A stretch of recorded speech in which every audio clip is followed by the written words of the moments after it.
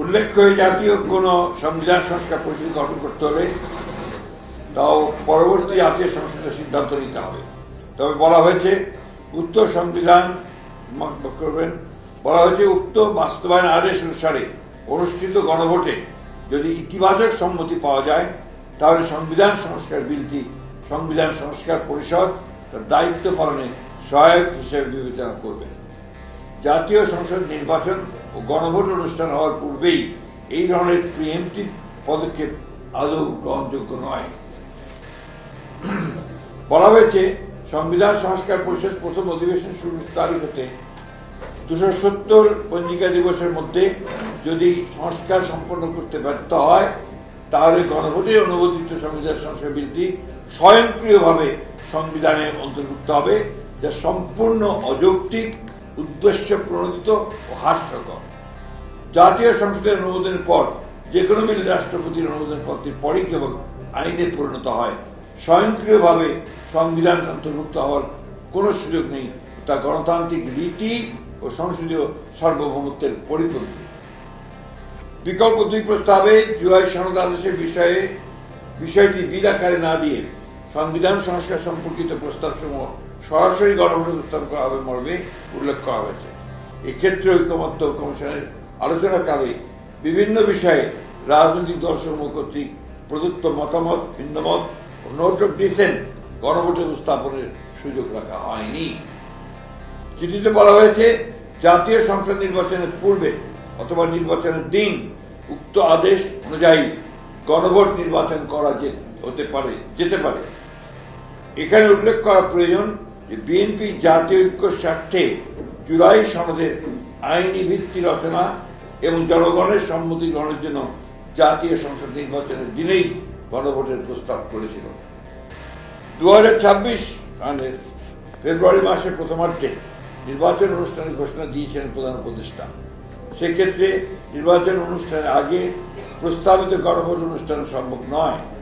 সময় স্বল্পতা, নির্বাচন অনুষ্ঠানের জন্য বিপুল অঙ্কের ব্যয় এবং আইন শৃঙ্খলা বাহিনী সহ ব্যাপক লোকবল নিয়োগ এবং একটি জাতীয় সংসদ নির্বাচন অনুষ্ঠানের মতো বিশাল আয়োজনের বিবেচনায় নির্বাচনের পূর্বে গণভোট অনুষ্ঠান অপ্রয়োজনীয়, অযৌক্তিক এবং অবিবেচনাপ্রসূত। একই আয়োজনে একই ব্যয়ে জাতীয় সংসদ নির্বাচনের দিনই গণভোট অনুষ্ঠান করা বাঞ্ছনীয়।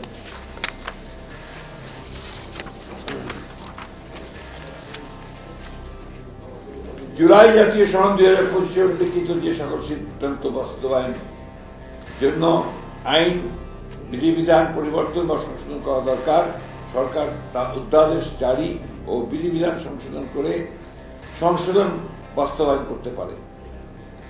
সংযুক্তি 4, যে সকল সিদ্ধান্ত নির্বাহী আদেশে বাস্তবায়নযোগ্য সেগুলো অবিলম্বে সরকার ও সংশ্লিষ্ট কর্তৃপক্ষ বাস্তবায়ন করতে পারে।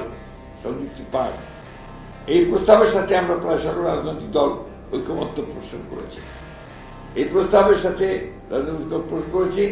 এছাড়া জুলাই জাতীয় সনদ বাস্তবায়ন এর আইনি ভিত্তি দেওয়ার জন্য আমরা গণভোটে সম্মত হয়েছি।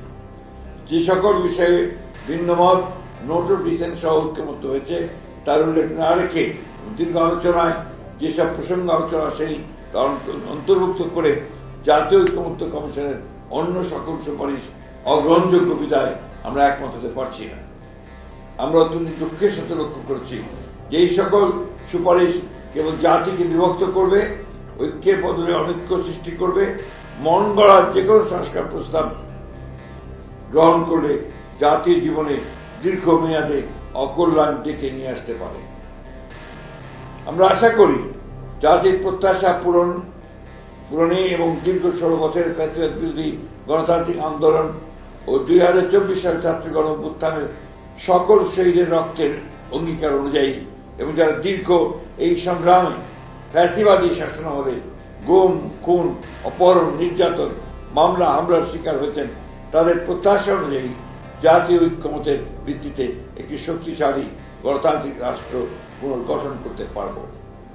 প্রতিষ্ঠিত হবে সাম্য, মানবিক মর্যাদা ও ন্যায় বিচার ভিত্তিক সমাজ ও রাষ্ট্র ব্যবস্থা।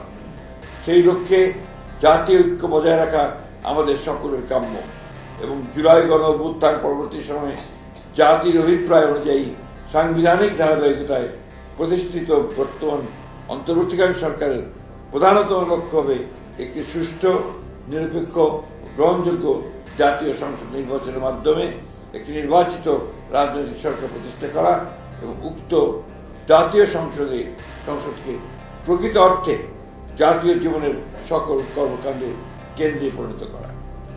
প্রিয় সাংবাদিক বন্ধুগণ, দেশ ও জনগণের কল্যাণে, দেশের জনগণের কল্যাণে গণতন্ত্র পুনঃপ্রতিষ্ঠা, রাষ্ট্র পরিচালনা পদ্ধতি, জাতীয় অর্থনৈতিক বিকাশ সহ সকল বিষয়ে যুগান্তকারী সব সংস্কার ও উন্নয়ন করেছে বাংলাদেশ জাতীয় দল বিএনপি। শহীদ রাষ্ট্রপতি জিয়াউর রহমানের 19 দফা কর্মসূচি, দেশনেত্রী বেগম খালেদা জিয়ার ভিশন 2030 এবং জনাব তারেক রহমানের 27 দফা যা আন্দোলনের সহযোগিতার মতামত ভিত্তিতে 31 দফায় পরিণত হয়। এইসব প্রত্যেকটি কর্মসূচি সংস্কারের বিষয়ে বিএনপির আন্তরিকতা ও আগ্রহ প্রমাণ বহন করে।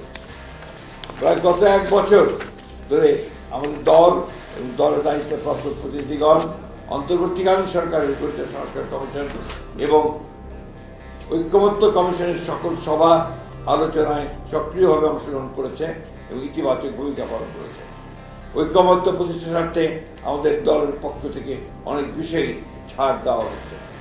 আমরা আন্তরিকভাবেই চলমান সংস্কার প্রক্রিয়ার সাফল্য কামনা করি, কিন্তু একটি দায়িত্বশীল রাজনৈতিক দল হিসেবে দেশ ও জনগণের প্রকৃত কল্যাণ নিশ্চিত করার লক্ষ্যে আমাদের অবস্থান গ্রহণ প্রকাশে আমরা দায়বদ্ধ। OBC টেলিভিশন নিউজ টাইম, সত্য প্রকাশে অঙ্গীকারবদ্ধ।